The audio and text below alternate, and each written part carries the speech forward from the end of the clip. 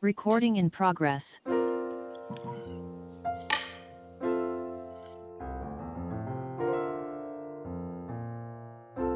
For as long as people have called this place home, they've been welcomed with clean air, clean water, and an abundance of nature. As time went on, people saw the need to balance how we build cities with how we protect farms and forests.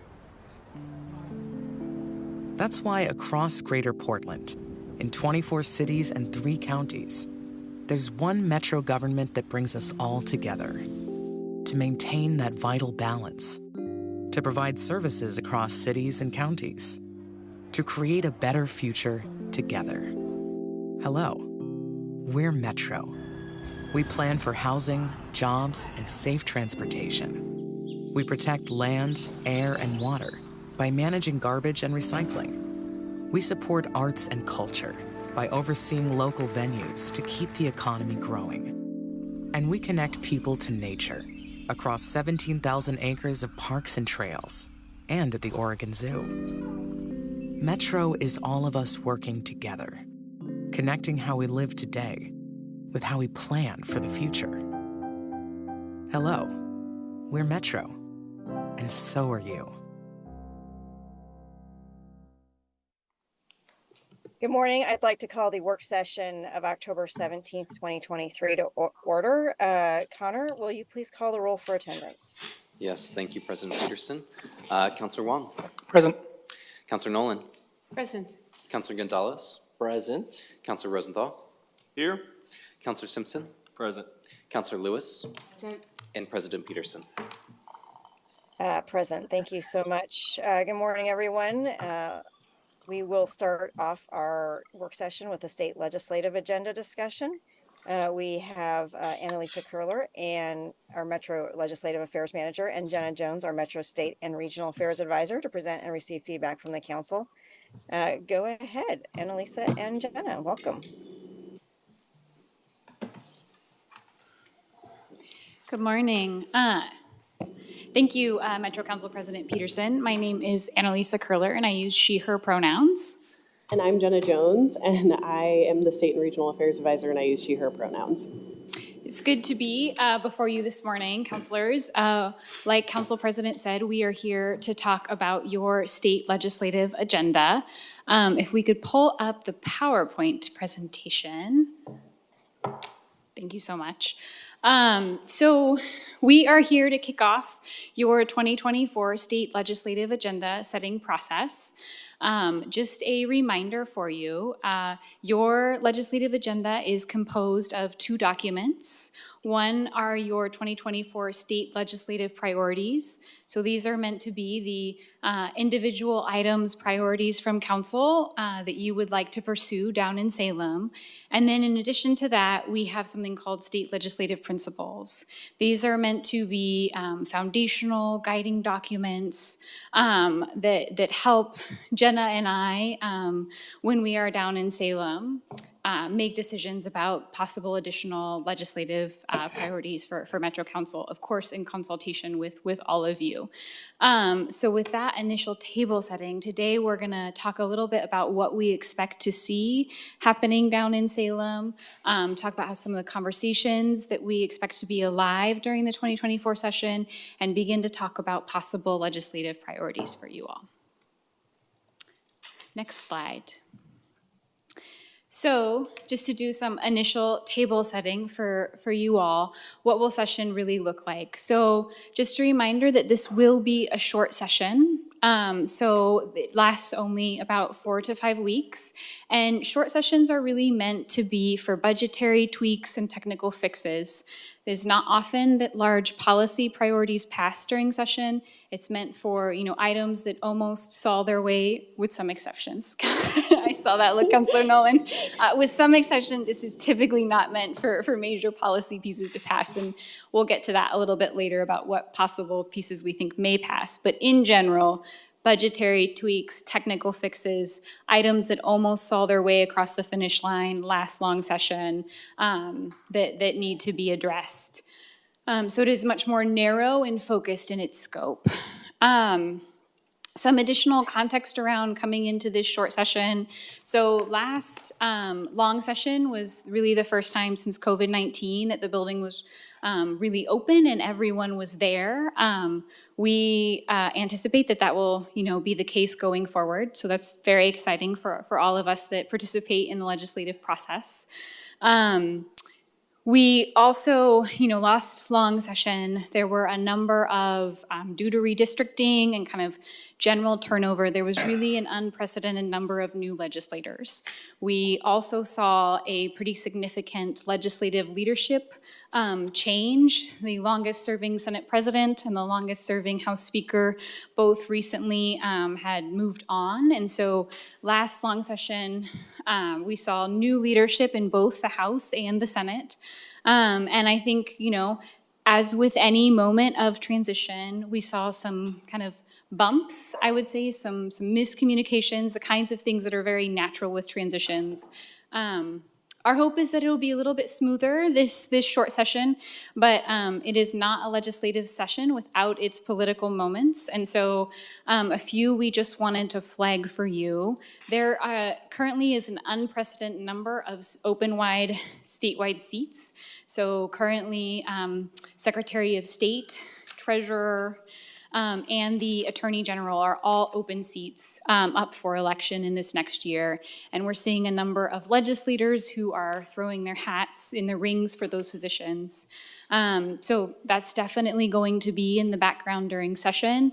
And I think you can anticipate that we may see some additional legislators or folks vying for those seats as well, and that will of course impact session dynamics. The final piece that we wanted to make sure and touch on with you is the Republican walkout. So you'll recall that last year Oregon voters passed a statewide ballot measure that prevented members of the legislature from filing for re-election or from running for re-election if they had more than 10 unexcused absences. We had one of the longest Republican walkout this last long session, and there were a number of Republicans who qualified underneath that ballot measure, or so ruled the Secretary of State this summer. And so there is currently a court case. The Republicans are challenging that Secretary of State's ruling, and the Supreme Court has accepted hearing that case. We are hopeful, but we will see. The court system has its own timelines that we will know the outcome of that Supreme Court case prior to the start of short session and hopefully even prior to the start of the new year. I will say regardless of the outcome, it will certainly be impacting session dynamics as Republicans who walked out, Senate Republicans who walked out will have a sense at least from the Supreme Court how they view that ruling. Next slide, please. Now, because we're thinking that all Republicans are going to show up to work in 2024 for the session, we'll talk about what we think are going to be big concepts for the state legislature when it comes to priorities that they are prioritizing. We expect to see the focus of session really around housing production. I don't think that's surprising to anyone around this table. Housing has been a big issue for the last couple of years.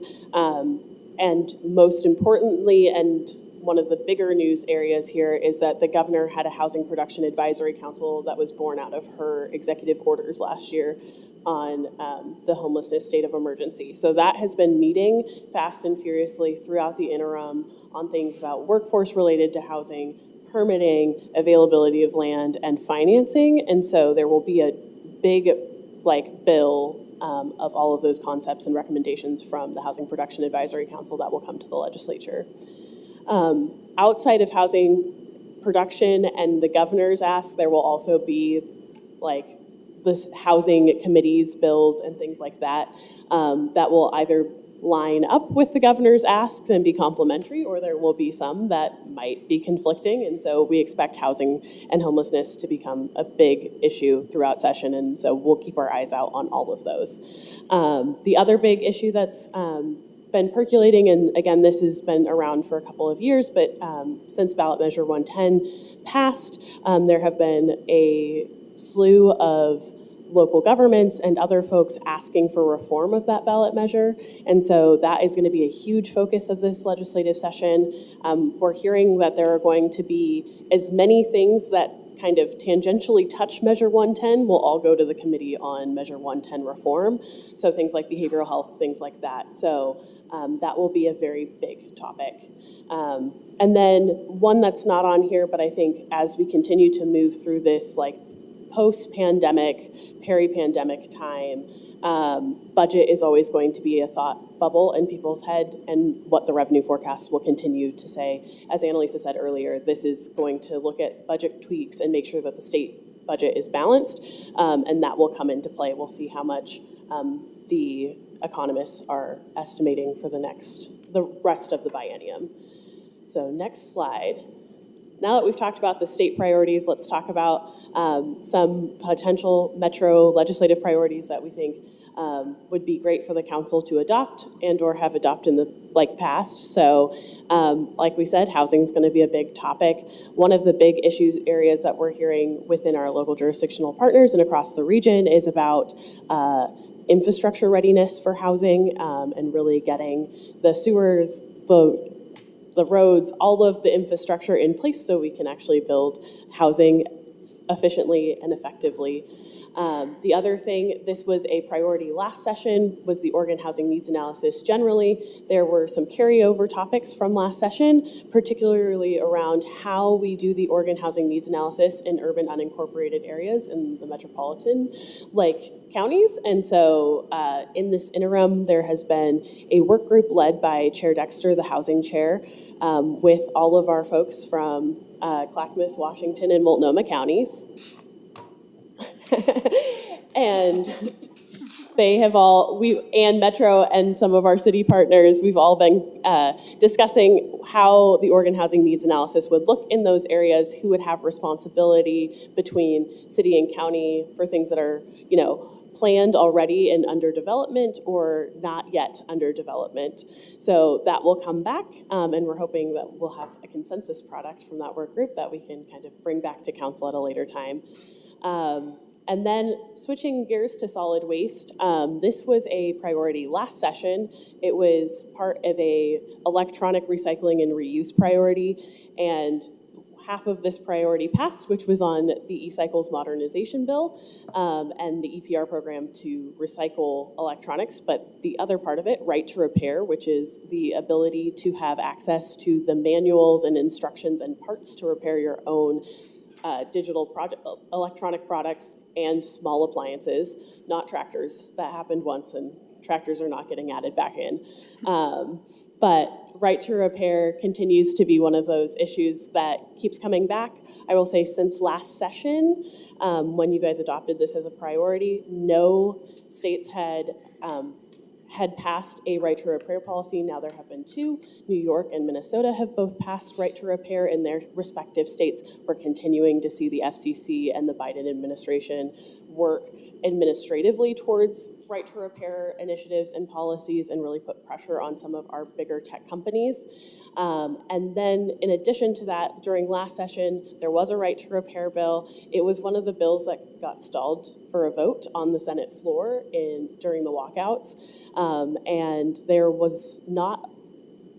were a couple of tweaks that were needed by some of the Democratic members to feel comfortable voting for it. Those have been worked on in the interim, and so we're hoping that it will come back and be on a smooth sailing path through the Senate. I will say what was exciting last session, and I hope remains true now, is that if it had made it to the House, there was bipartisan support. We saw some of our Eastern Oregon representatives and the Energy and Environment Chair, Senator Solman, who's from our region and sponsor of Right to Repair, write op-eds in support of this. So we're hoping it comes back, and we hope that it has a smoother path, because all of those technical fixes and discussions that kind of kept it stalled last session should be dealt with this year. Next slide. So moving on to some other areas of possible interest for you to adopt legislative priorities. I first wanted to start with transportation. To be clear, we are not anticipating kind of huge transportation legislation this next session. I think that there continues to be conversation about a possible 2025 transportation package, and a lot of the conversations in the transportation sphere are likely to be focused on that. In addition to that, I think you can imagine that there will continue to be robust conversation around tolling. Whether or not there's substantial legislation that would come out of that, I think remains to be seen, but I think we'd be surprised to see something come out of the short session around both of those. I do want to flag the one possible larger piece of transportation legislation we may see would be around the highway cost allocation study. So this has to do with ensuring that heavy duty and light duty vehicles each pay their fair share for the transportation system. And so there is some movement around needing to address that at the statewide level. Moving on to economic development. So this very much falls underneath the bucket of it crossed the finish line but didn't quite make it, and that is industrial site readiness. This has been a long-standing priority for Metro, and this is about ensuring that our industrial land inside the UGB is ready for development. It is, similar to the housing pieces that Jenna talked about around infrastructure. It is those roads, those sewers, kind of pre-development work that needs to happen in order to facilitate that. Last session, we were very happy to see for the first time ever the legislature put some money into industrial site readiness. However, it was very much focused on the CHIPS Act and on semiconductors. As you well know, there's broader industry throughout our region and throughout our state that is needing industrial land that is ready. And so we are working in coalition with our partners, I think, to advance a financial ask for the short session around that. Moving on to the evergreen topic at Metro in our state legislative priorities, and that is the one around land use. I would say so far the main land use legislation that we are hearing has to do with the return of a bill that nearly made its way across the finish line last session, but died on the Senate floor on the final day of session, and that was House Bill 3414. This relates to a temporary UGB expansion process for housing. It would be time limited, acreage limited, some additional sideboards around that. It has been, since kind of starting at the end of session, a key priority for the governor, and we are absolutely anticipating that it will be brought back and are in active conversations with all stakeholders around that. Our land advocate folks, housing folks, developers, the legislature, the governor's office. I think we fully anticipate this will continue to be a robust conversation, and there are folks who are very interested in seeing something pass this session. Next slide. So just setting the stage in terms of next steps. So this is the first time that Jenna and I are before you to help you set your legislative agenda for 2024. We will be before you again in early December and then hopefully again in January for adoption. Prior to coming before you, we have been talking to our government partners, community groups, the business community, legislators, and we will be continuing to do that just to really learn, what are they thinking about for their legislative priorities? What are they hoping to accomplish this session so that we can help inform and bring you the most robust recommendation for a possible Metro Council legislative agenda. So we anticipate continuing to do that. It's very much an iterative process. I think I spoke to a community group last month who said, we have no idea, don't talk to us yet, we're still figuring it out. So everyone I think is kind of in that beginning stage similar to us. And then of course we will be having continued conversation with you all and with Metro staff about possible legislative priorities. Next slide. So for the fun part, we get to hear from you all. I just want to flag two things that we had issue sheets in your packet on right to repair and the industrial site readiness priorities from last session. The rest of them were just us kind of hypothesizing about what the framework was. But now that you've heard our presentation, are there additional topics you all would like us to consider? for the legislative priorities and any positions that you'd like us to prioritize in 2024. Counselors, anything that wasn't included that should be. Counselor Huang and then Rosenthal. Oh, great. Thank you, Madam President, and thank you for putting all these slides together on the work that you're doing. I have one suggestion and one more technical question. A number of us serve on the downtown task force to revitalize the downtown core, and we're anticipating legislative asks to come from that task force. So there's a number of legislators on that committee now. So I'm hoping that you all would also support what comes out of that task force. I think it might be kind of aligned with what you've already talked about in terms of public safety and deeper investment in mental health and things like that. And then on a technical question, I'm curious if the right to repair bill will have an exemption for e-bikes due to battery safety concerns. I think there's a lot of people that lean both ways on that, just because there's a lot of support for right to repair, but also safety matters to consider as well. Yeah, Councillor Wong, I can look into that. I'll touch base with Senator Solomon and see if that's come up for discussion, and I'll read the last iteration of the bill, but I can't say off the top of my head. Thanks. Thank you. Councillor Rosenthal. Thank you, Madam Chair. My first question is really, how are we going to handle 3414? We know it's going to come back, and we know that my understanding is that the League of Oregon Cities said at the last minute no, don't do it.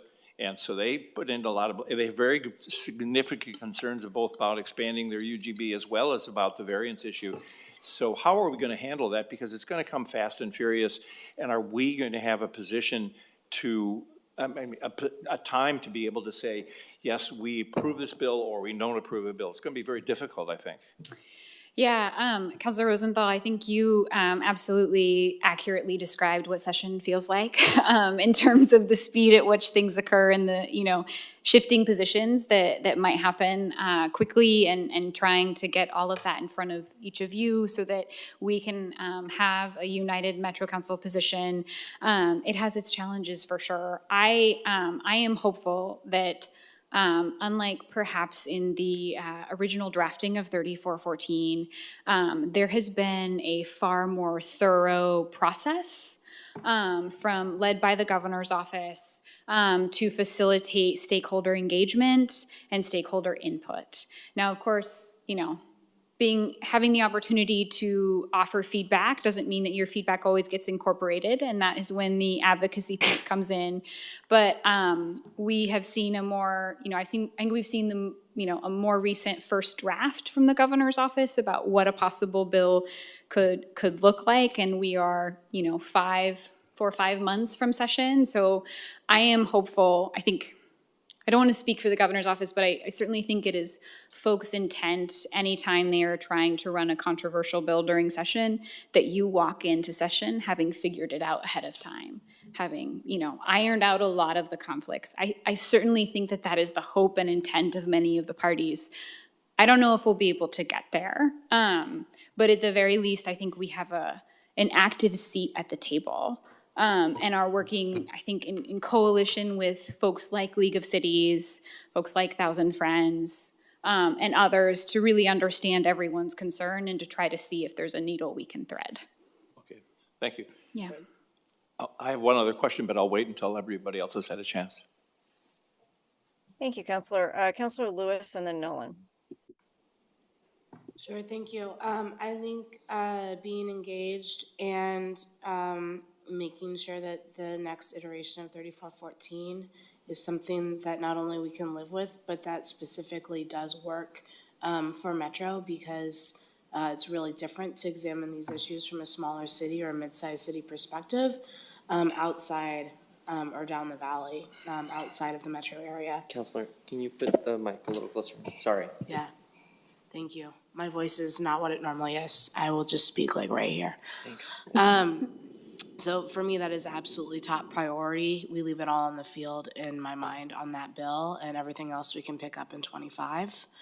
That said, I'm extremely supportive of right to repair having both the level of credibility that it was kind of lost in the shuffle, and it's there policy-wise, but it also has some urgency since we're stacking up states in order to create federal legislation. I would like to make sure that we actually do push on it for 24 and not let it wait till 25 if possible. And then in terms of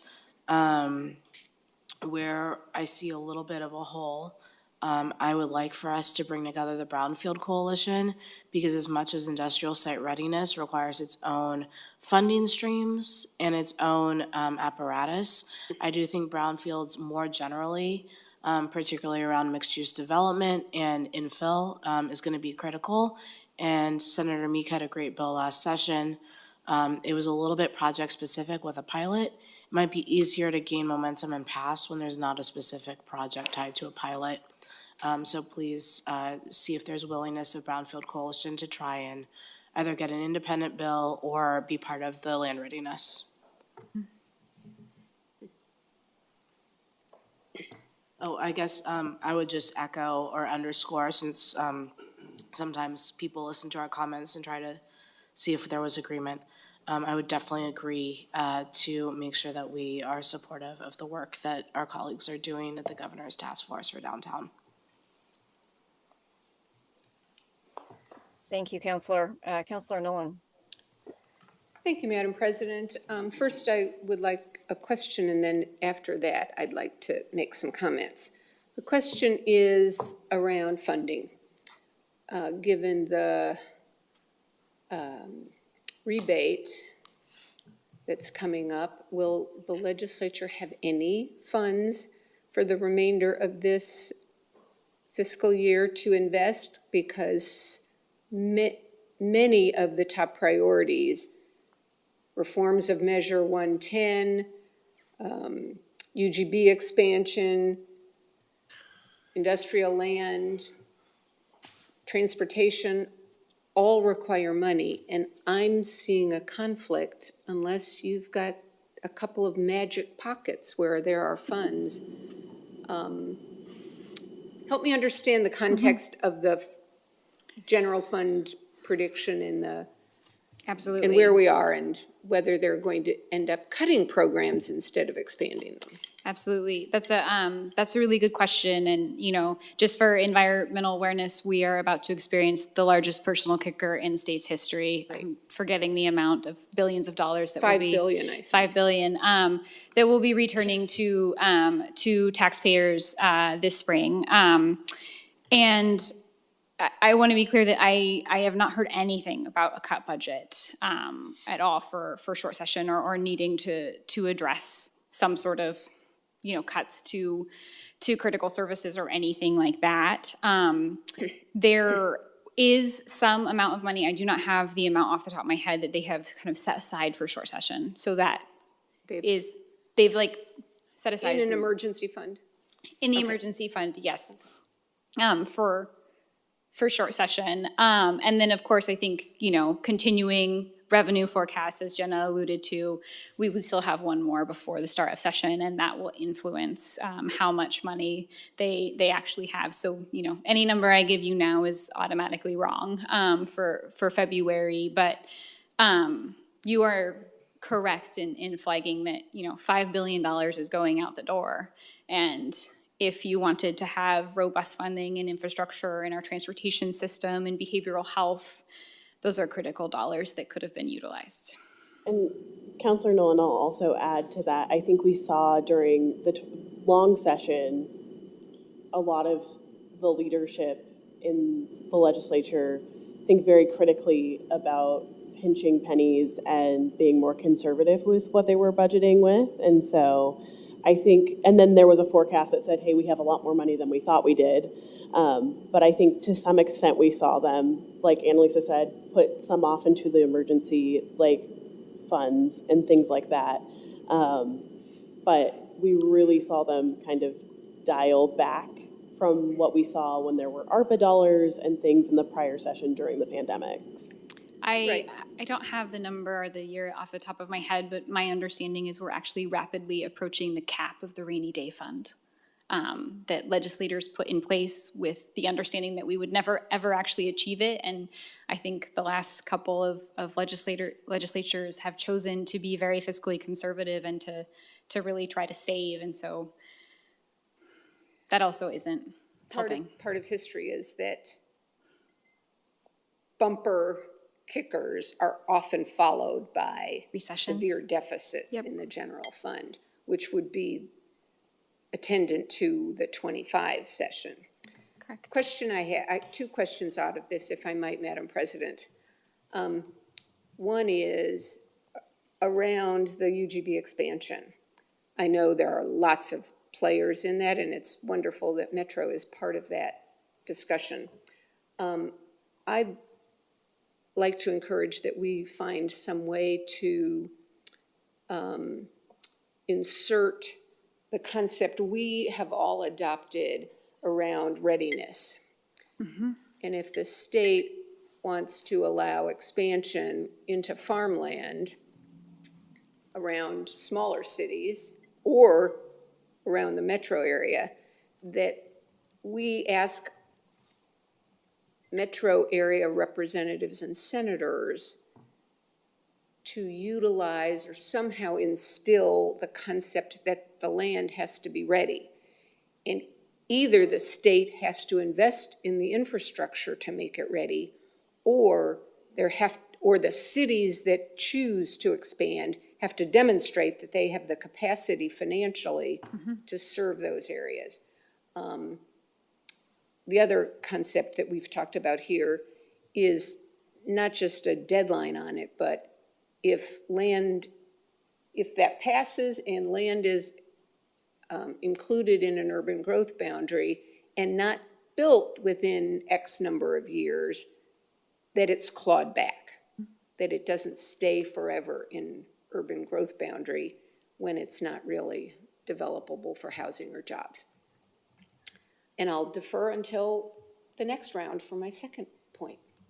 Thank you, Councilor Nolan. It's helpful to kind of to hear from you what types of things you would want prioritized. I will say there is a lot of alignment between what you have said and what we have already communicated last session included and through the summer and fall. And the governor's office has put forward, I think they very much see this as a whole holistic package, and included in that housing production package are pieces around funding for infrastructure, which is, exciting to see. We'll see how much money is there, and we'll see what those programs end up looking like. And we might have, put forward an idea about a clawback provision in our comments. Yeah, and we need allies around that. Agreed. Yeah. There have been other things, not just on the land side of it, but on the housing side of it, to make sure that, the intent behind these UGB expansions is really for housing and affordable housing, as we've been told by the proponent. Affordable defined by the bill, not our typical affordable. But one of the other things that we've kind of put in our comments has been around making sure that you build the affordable maybe first or concurrently with market rate housing, because not all of the housing built will be affordable housing. It's a percentage of the development. Clarification, how are you defining affordable in both contexts? Does it mean subsidized? It's a great question. Again, it's a bill, so it's going to go through iterations. But I believe the current provision has you can either build a certain percentage. I think it's 30% of the housing, up to 80% for rental, or up to 130 for home ownership. Okay. Depending, I think, on the needs of that community in the city in terms of what they're really looking for. Okay. Good idea. Sounds like we're moving on. Counselor, can we move on? Counselor Nolan, can we move on? Oh, yes. Okay. All right, I just wanted to make sure you were done for this. Yeah, I'm We're gonna not move done on. though, but yes, we can move on. We're gonna move on to Counselor Gonzalez and then Simpson. All right, excellent, thanks. Yeah, in terms of the, just to chip in my 2 cents with this, with the housing bill conversation, you know, my only ask, and this is probably splitting hairs, but, you know, obviously engaging in good faith to, you know, help deliver housing to the state, you know, in a way that we're not, it's important for us to implement our values, but also make sure that the way that we engage doesn't add, you know, surprises or clauses that eventually makes planning and development not pencil out. And so I think whatever we can do to show up as good partners in that way is important to me. The second thing is around electric vehicles, and it's not necessarily something that's showing up in our list of priorities, which is fine because we have a lot of priorities. And but I'm curious to if there are any opportunities to invest in incentives or anything like that. If you see it, I would welcome a conversation with the council around how we could be supportive. That and electric vehicle infrastructure charging and things like that. There was one more thing I had, but it's fleeting, so I'll pass it on and then I'll raise my hand again. Thanks. Thank you, Counselor. I really appreciate the flag about making sure we're engaging in good faith to help deliver housing in state. That is definitely one of Metro Council's top priorities, and we will continue to make sure that that is a part of how we are engaging in the conversations with the governor's office, with our local partners, particularly cities, as they're trying to figure out how we actually do something like this on the ground. It's a critical part of the conversation. And then to the electric vehicle question, I've not heard a ton of conversation around that specific to short session. I do think part of that is because there is this idea of a 2025 transportation package. And so most transportation funding conversations, people are pushing, saying like, that's not for this session, that's for the holistic conversation we might be having in 2025.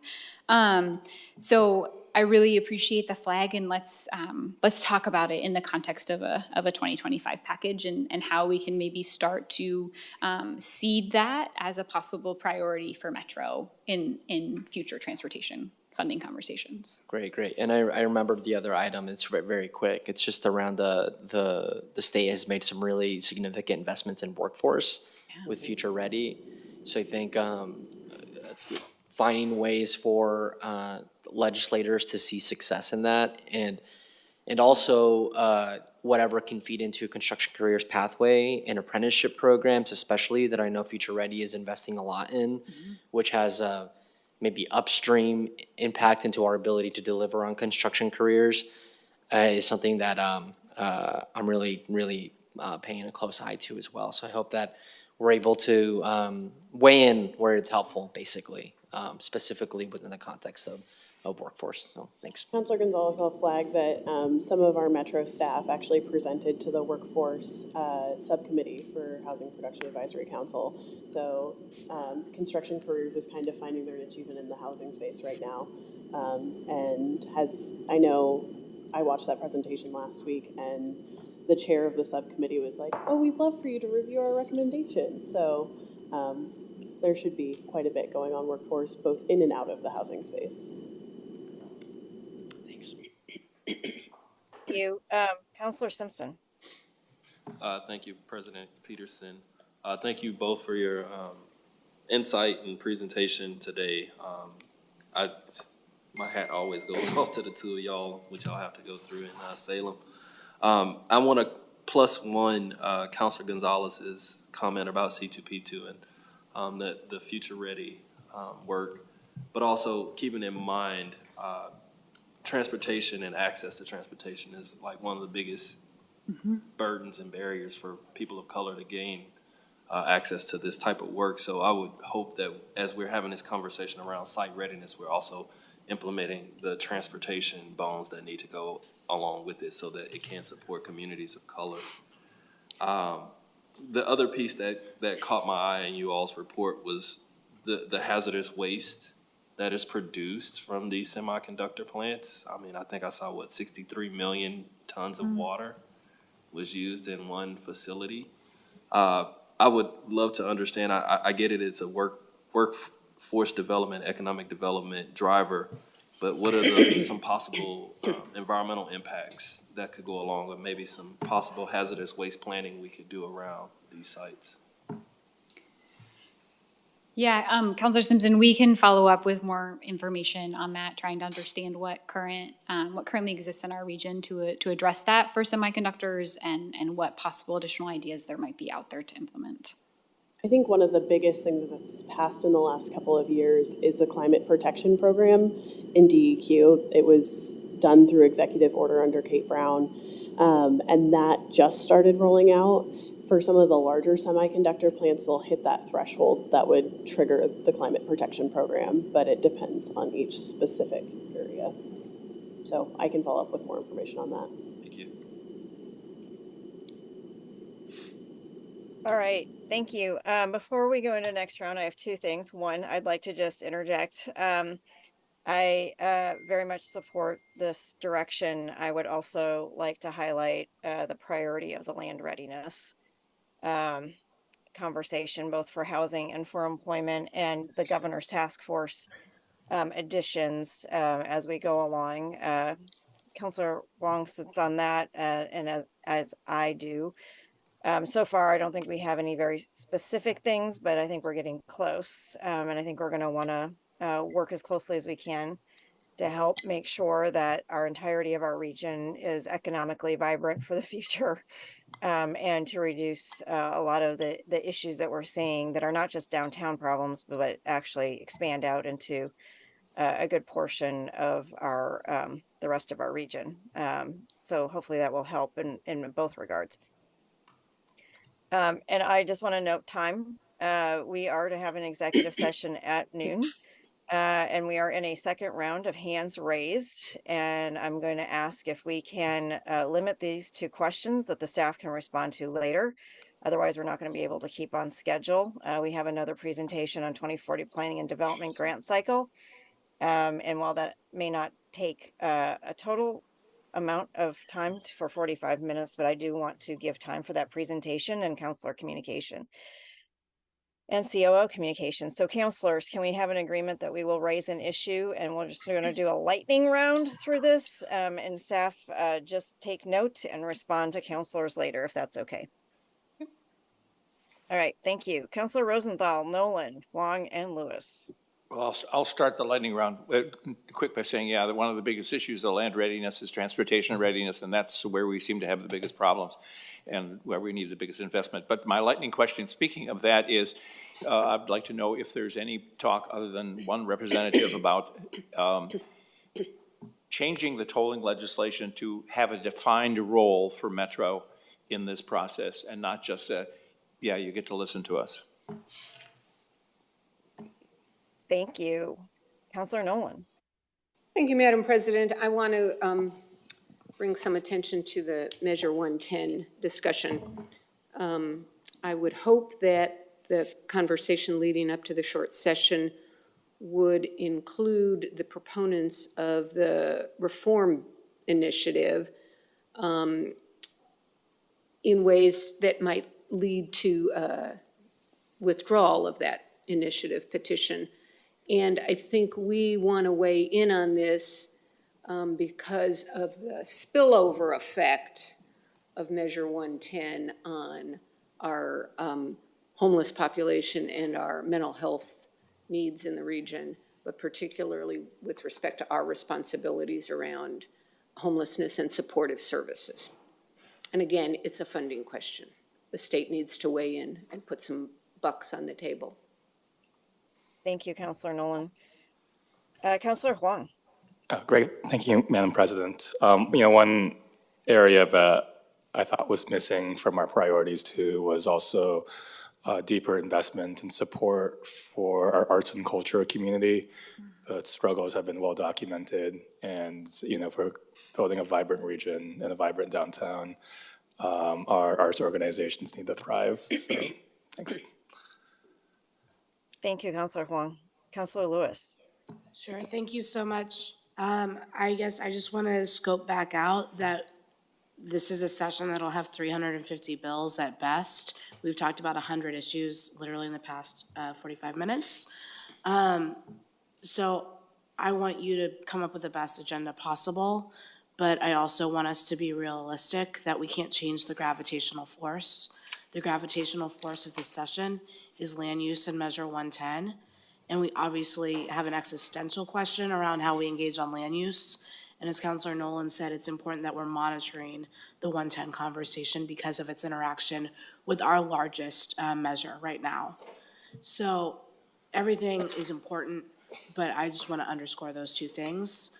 And I would like to pose my question, which is, would it be possible for us to organize a legislative breakfast similar to what other local governments do, inviting in all legislators from within our district to learn not only about our agenda, but us and who we are?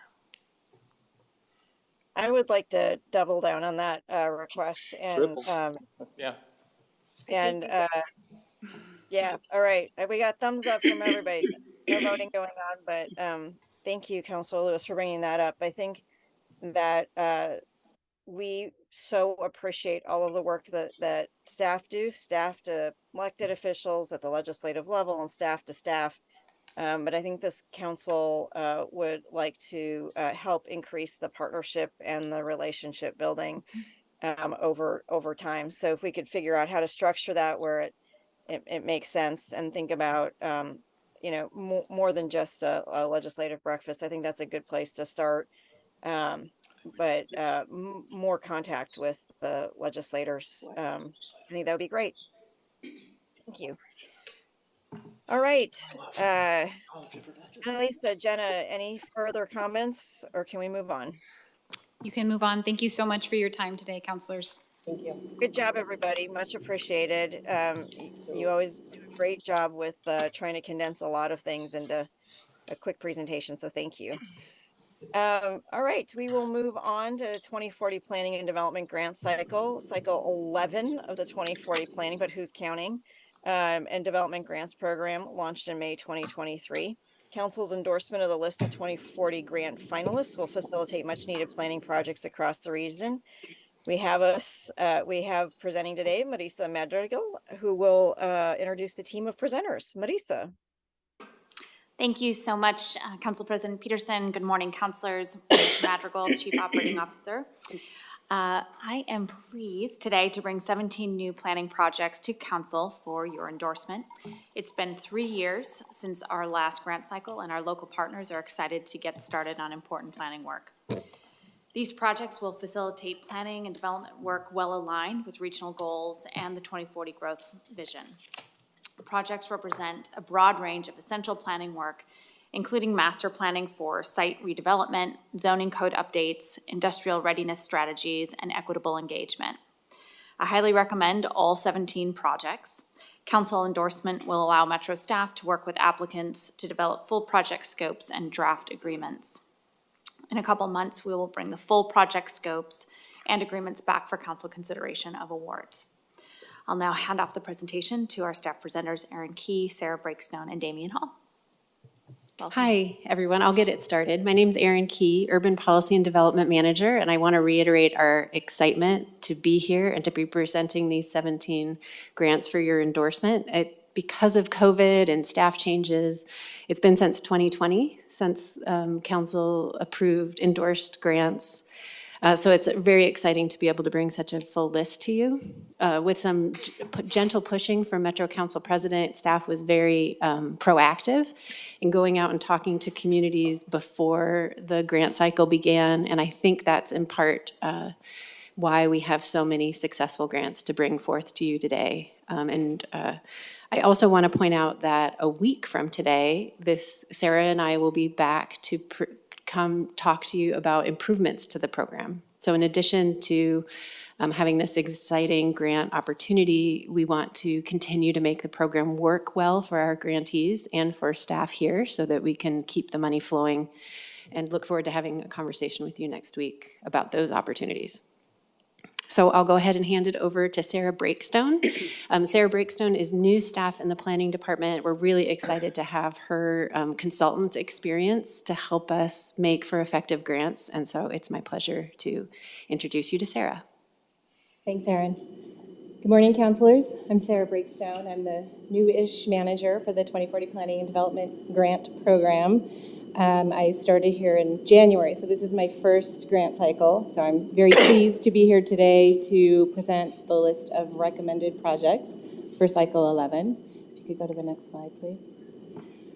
I'm going to give you just a brief overview of our process so far and then walk you through the results of our evaluation, which is essentially this list of 17 projects that are recommended for funding. We'll hear from Damian Hall, who's the chair of the grants screening committee, and then we're happy to answer whatever questions you might have as you consider making this endorsement. Next slide. Just a quick reminder about the overall purpose of the 2040 grant program. These grants are really intended to fund planning work in the region that helps to facilitate development and redevelopment, fosters economic prosperity, creates new housing, and supports and implements the equitable and livable communities that are envisioned by the 2040 growth concept policies. So there's really a broad range of planning work that can be funded through these grants, and I think you'll see some of that variety as we get into the specifics of the list of projects. Next slide. So when I first started in January, my first order of business was to get a grant cycle going as quickly as possible. We opened cycle 11 late May. Our first step was asking potential applicants to submit letters of interest. Those were due June 23rd, and then we spent about a month and a half meeting with potential applicants to help them prep for full applications and make sure that the applications that we got were solid applications. And those were due August 11th. So I think we received 20 letters of interest and then ultimately got 17 full applications. So most people who submitted a letter of interest ended up moving forward with a full application, but there were a few that did not. Okay. So once we had those applications, we distributed them to our 7-member screening committee and went through an evaluation, like an independent evaluating and scoring process. Then we got together in person for a very long meeting at the end of August where we walked through the merits of each individual project, and the outcome of that meeting was a recommended list of projects, associated funding amounts, and in some cases, what I'm calling conditions of approval. These were, for certain projects, there were elements that the screening committee felt strongly should be included in the ultimate project scope to make them better projects and projects that were more consistent with the parameters of this program.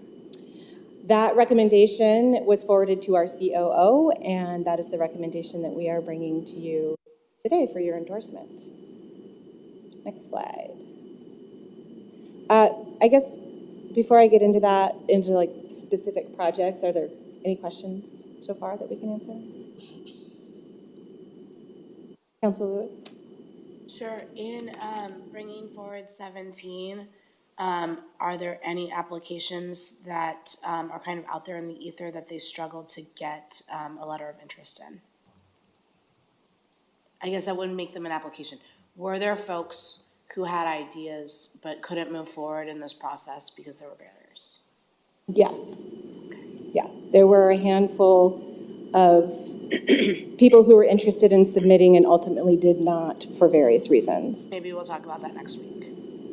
Yes, we certainly will. Okay, great. Thank you. Yeah, yep. Okay, so a quick look at the projects themselves. As I said, there were 17 applications. All 17 of them are being recommended for funding.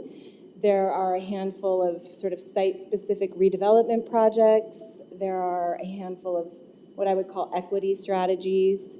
There are some zoning code updates, some district and corridor planning projects, and one parking strategy for a total funding request of just over $4 million. Next slide. Looking at them in terms of dollars per metro district, you can see how that lines out here. Each district is represented, and you can see the relative distribution of dollars by district. Next slide, thank you. So we had 4 available categories of funding for this cycle. There was a concept planning category, which is planning work for new urban areas, urban reserve areas outside of the urban growth boundary. There was an equitable development category, industrial land readiness, which was a new category this cycle, and a community engagement category. We did not receive any applications in the concept planning category, which is why you don't see it represented here. And this shows you the funding requests broken down by those 3 categories.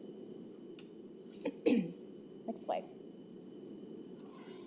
So getting into the grants themselves, I'm going to try to keep this quick, but we're happy to answer questions, project-specific questions at the end if you have them. In the Equitable Development Grant category, there were, I think, 8 on this slide. Beaverton, Lombard West, and Clackamas Heights, these are sort of site-specific redevelopment projects. Cornelius would like to develop an anti-displacement strategy for future development in its town center. Gresham had 2 requests in this category, one to take another look at the Springwater Plan District, and one to create a parking strategy to help them comply with the climate-friendly and equitable communities rules. Next slide.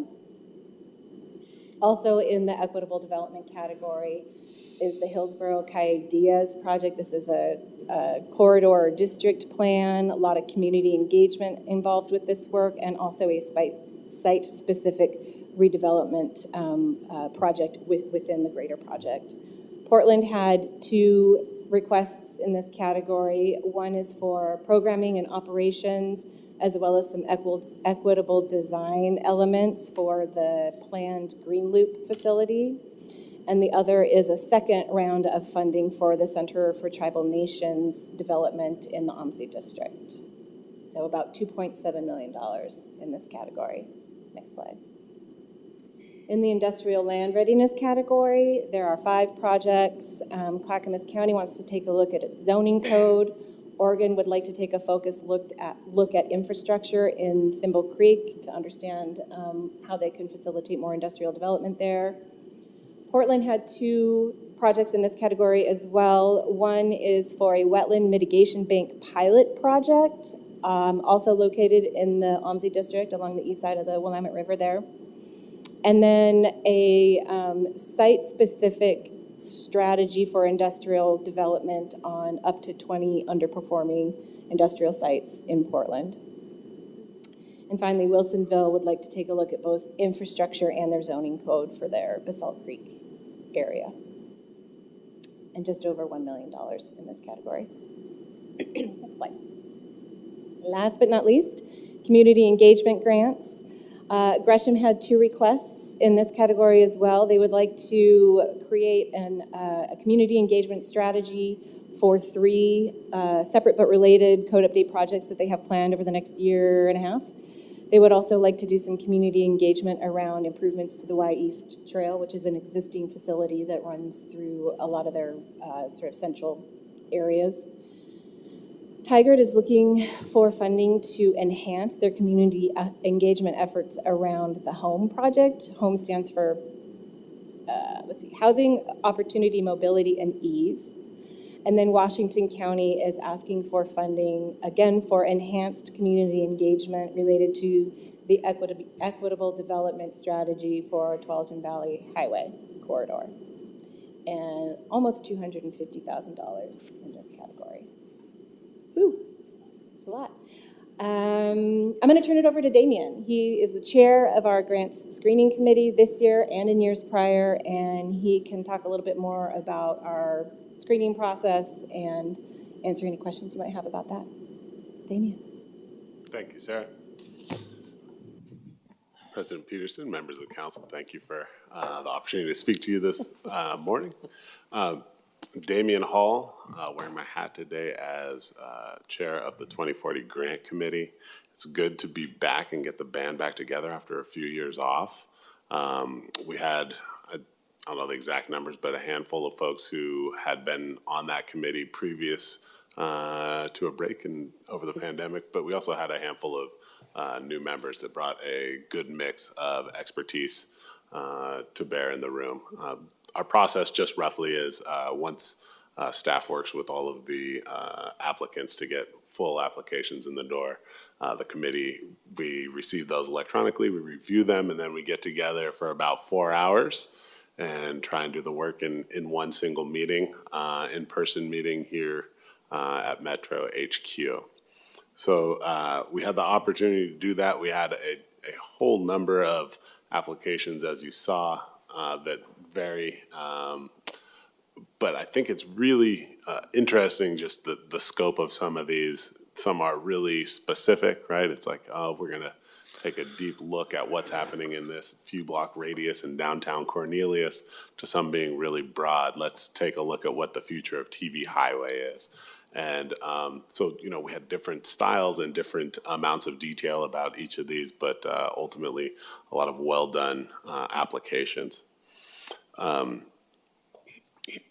I think as for the process going forward, you've got our recommendations for funding these. And then, you know, we had some discussion with Sarah and staff, and they'll probably bring some of this back to you about how to sort of optimize the categories. And, you know, I think over the time that I've been on this committee, we've changed the name of the categories and the scope of the categories and the definition of which is in which category a few times, looking at that. So, you know, some of the feedback, I don't remember it all, but it was that, you know, what we have works, but some of these projects that got fit into the community outreach really could have had a bigger ask.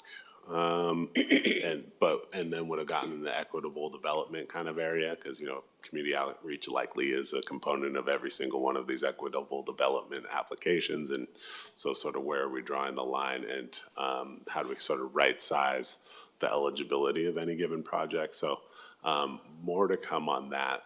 No need to make decisions on that here today or anything along those lines. So that refinement and optimization will be coming in the year ahead before the next cycle. That's it for me, unless there are questions. Thanks, Damien. It's a good primer for our conversation next week. Did anybody have questions for Damien?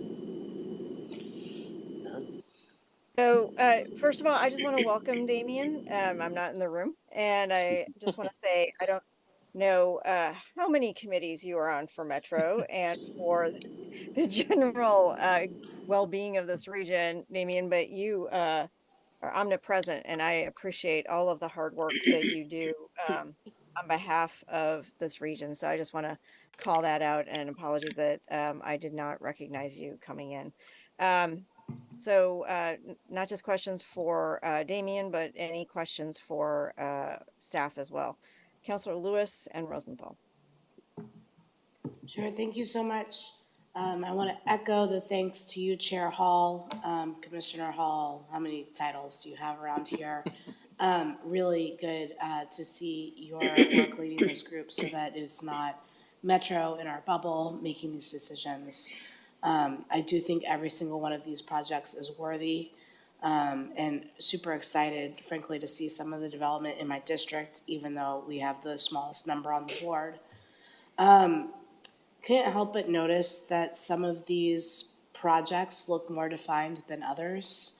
Nothing costs $100,000, nothing costs $500,000, and yet we have City of Gresham and City of Oregon City down to the 500s and the obscure 1000s. So I guess I just want to really respect that, because of the scarcity of our cycles, we're probably saying yes to some folks who have been waiting. And we're also saying yes to some folks who are on the very early edge and have concepts. And we're kind of saying, yes, please do this, spend up to this amount of money. And I'm wondering how much engagement we will do as these projects get further refined, or if it's kind of like, as long as you stay within the scope, come back and you get your funds? What's our staff capacity like going forward to shape these projects? That's a good question. And yeah, I think you're right. Excuse me. Some projects came to us with pretty well-developed scopes, and some of them were a lot more high-level and conceptual. So our next steps, after council makes this endorsement, hopefully today, we have assigned a Metro project manager / liaison to each project. Some of them are Metro staff. We also pull from our on-call consulting pool. So between those two, between staff and consultants, we have already assigned somebody to manage each one of these projects. And the next steps for those project managers will be to meet with the grantees and start working on full project scoping and drafting intergovernmental agreements. So we expect that process will take about 4 to 8 weeks. Some of them are going to be quick, some of them are not going to be quick. And then once those have been negotiated, we'll be bringing those back to council for actual making the grant award. So I anticipate a lot of coordination between the Metro project managers and the grantees to really focus in on the scopes and make sure that when they come back to you, these are projects that are well thought through and ready to go. Great, thank you. And a quick follow-up to that. What happens if somebody was super conservative and refined and it turns out an extra couple $1,000s would really be necessary to take it to the full maximum level? Do you at the staff level have the ability to work with COO to authorize that, or is that like a council decision? Well, if that happens while we're in the scoping and IGA development phase before we come back to council, then that would become part of the request that we make to council when we come back for awards. So maybe the amount they requested is $60,000 in their application, and it turns out they really need 75 once we get into the scoping, then that would be part of what we bring back to you for the award. If it happens after the award, then we could do an amendment. And typically, if those, depending on the amount, those would go through COO.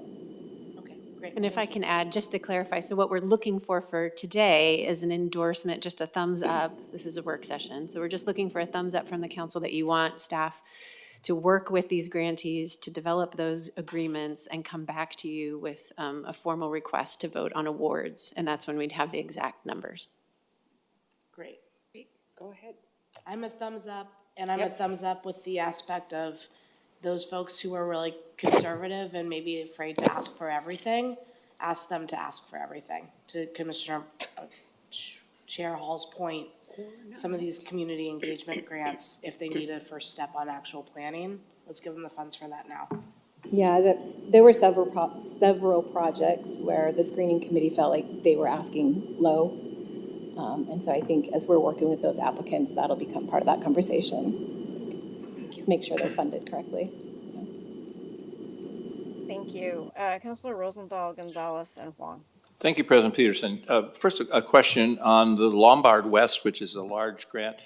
Maybe I don't know it by a different name. Is that the grant for development of that new area of Beaverton on the south side? Because it was listed as Area 3, and I must admit I would like to get a briefing on that because I don't know exactly what was included in that equitable area grant process. In other words, what all is included. And then I have another question, which is on the Washington County EDS equity development, it's sort of implied that it's only a District 4, which so I can't approve it if you're not going to talk to the people in District 3. So I think that was just a typo, but with all due respect to my District 4 colleague here, you got to talk to the people on the south side of TV Highway. You're right, that's an oversight. Some banter. We did make it simple by choosing one district for each project, but that one you've pointed out certainly isn't one district. To answer your question about Lombard West, it is and I'm happy to brief you individually if you want more detail, but it is a site-specific redevelopment project for a city-owned property, 3 acres, if I'm remembering correctly, in that Lombard West area. So it's right by the Beaverton Transit Center. Yeah. Oh, okay. It's across the street, across Lombard from the Beaverton Transit Center. It's a city-owned property. I'm not sure what's there now. I think it's a field. It might be a Field. Yeah. And it's a 3-acre Roughly. property. Just strikes me as a lot to imagine the redevelopment of a 3-acre field. It's very exciting. Yeah. Okay. All right, thank you. Counselor Gonzalez and then Wong. Yeah, great. Well, just a thumbs up for me. I think these projects are great. Really, really excited and thrilled with the projects in my district as well. You know, planting a lot of seeds over a lot of years, and you see these projects kind of percolate. It's beautiful. I had one question under the industrial readiness category. There was a project for the city of Portland, and maybe it's just the way the title came across, but it was like it was a wetland mitigation bank. Can you talk a little bit more about that? Because the project, like the title makes it sound more like a conservation project than it is a industrial activation project or like a industrial land activation project and jobs and things like that. So I think we have a lot of different buckets of resources to support that work, but you know, we've been talking a lot about the lack of resources in industrial readiness. So I'd want to make sure that we can keep that focus if that is. So maybe I'm just misreading the title. No, I see your point. The connection is, my understanding is that in the Portland area, there is not a good option for mitigating wetland impacts on industrial land. So there are a lot of industrial parcels in the area that have wetlands on them, and in order to develop over those wetlands, you have to have a place where you can mitigate for them, and that isn't really available now. So it's acting as a barrier to industrial development in Portland because there isn't a place for them to offset their wetland impacts. I see. So this wetland mitigation bank would do that. It would make that offset available to industrial developers in Portland. That's interesting. Okay. And that's because if they can't do it on site, they have to show they can do it somewhere else, right? Correct. Okay. Because I know that in Washington County, it's different, obviously, with greenfield development most of the time, that the developers usually kind of just build that into the cost and into the life of the project. So that's why I was I was kind of concerned or raised an eyebrow at that, but it makes sense that, I mean, the city of Portland is essentially constrained with land, and so it needs to work within the area. I mean, I would love the opportunity to dive in a little bit more on that, because again, I think it just might be a matter of the way that it's being expressed or formatted, but I'd like to track it a little bit more in terms of if it fits the right category or not. Again, and I might be alone on this, but it just brought something up in my head, and I'd like to track it with you. Thanks. Sure. Thank you. Counselor Wong. Great, thank you, Madam President, and thank you, Sarah, and there, and then Chair Hall for all your work in putting these together. Great list of projects. I'm particularly excited about the Center for Tribal Nations, which is a really unique, culturally specific project. It'll set the stage for the OMSI district, and it leads with tribal values. So just really excited to see that being funded and being able to continue to support the work. I have a question actually around a number of these that are focused on District 6. President Peterson and I had the chance to go to Milwaukee, Wisconsin, and Madison, Wisconsin last week. And one of the tour stops was just learning about the waterfront or the lakefront in both cities, and really was impressed with the connectivity they had and the thoughtfulness and planning. And I'm wondering, for projects such as the Wetland Mitigation Bank, the Green Loop, and the Center for Tribal Nations, you know, I see they're being sponsored by different city bureaus at the City of Portland. And is there a coordination and conversation amongst them? Like, I'm envisioning a cohesive waterfront where you could take the Green Loop one day and go to the Center for Tribal Nations and continue on the tour and see natural areas and things like that. So I'm hoping that the various bureaus and partners are kind of connected and they're not doing CTN and the Green Loop in a vacuum. Is that a sense that you get? And is that something that perhaps we could play a role in that sort of convening conversation? I get the sense that that conversation is starting to start.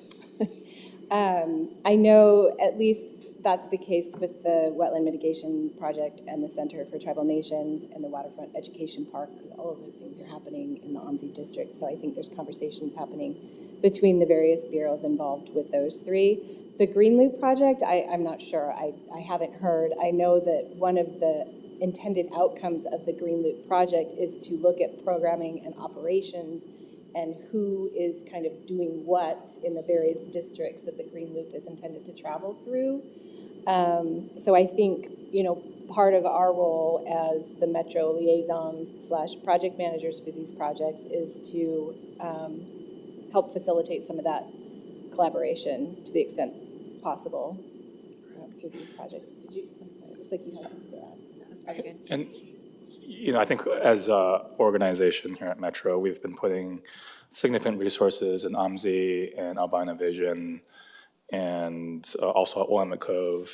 And, you know, these are specific projects along the riverfront. And I'm hoping this is an open call to public partners out there that might be interested in helping craft a more cohesive plan to connect kind of all these important natural and cultural assets. So just a plug for a future potential planning grant. But I'd like to see just kind of as much coordination as possible amongst these different processes. Great. I mean, staff, did you have a response? I absolutely support that idea. Great. I was actually just gonna I think we should have a better, more full, robust conversation about this idea, especially as it relates to a 2040 update, because I think the entirety of the Willamette River and all the jurisdictions going up and down, we have so many projects spread across the region, and there might be also some other smaller like tributaries with the Tualatin and the Clackamas and the what is our reconnection to these waterways, and how are we participating, because we have been purchasing up a lot of land, and we have had requests for more, you know, access to those properties. And right, there's I'm just thinking off the top of my head, the Clackamas River work that's going on in Clackamas to get some sort of just walkway along the Clackamas area or the Clackamas River within the Portland metro region. What does that mean? And how do our cities actually then look at developing waterfront along there? So I think I think we've got a core of good things happening going on literally in the core that can start this conversation. And I think we need to figure out how we expand that when we look to the future. So I just double exclamation point on that. So thank you, Councilor Wong. Councilor Rosenthal, and then I think we'll close out this part of the conversation and just get thumbs up from folks wanting to advance the recommendation from staff. Councilor Rosenthal. Yeah, thank you, President Peters. And just a quick point that the wetlands issue is a big issue. And of course, I don't think it affects the OMSI side directly, but I'm just wondering if the city or the counties have done a reevaluation of what are no longer constituted wetlands. As you know, the Supreme Court made a decision that dramatically affects the wetlands that are protected. And I think one of the first things is for them to do an inventory of what wetlands are no longer included in their protection. That affects industrial development. There may be a lot of wetlands that are no longer subject to restrictions. I don't know. And I'm looking over to Malou in the corner. I feel like we talked to Portland a little bit about they are having that conversation to the degree of what work they've started. I'm not completely aware, but we did have a conversation with the City of Portland staff when we were visiting their planning department and their planning director. So I think you're right, and we'll continue to monitor that. All right, I'm hearing that we are interested in pursuing the staff recommendation. So thank you for all the hard work in getting us to this point, and thank you, Damian, and all of the work that you do to bring us forward with the oversight on that. I appreciate it. I know our council appreciates it, and our staff does as well. Anything else for the good of the order on this topic? Thank you very much. Thank you. We'll see you next week. Take care, Thank folks. you. All right, counselors, we'll move on to Chief Operating Officer Communication. Marisa. Thank you, President Peterson. Hello again, Council.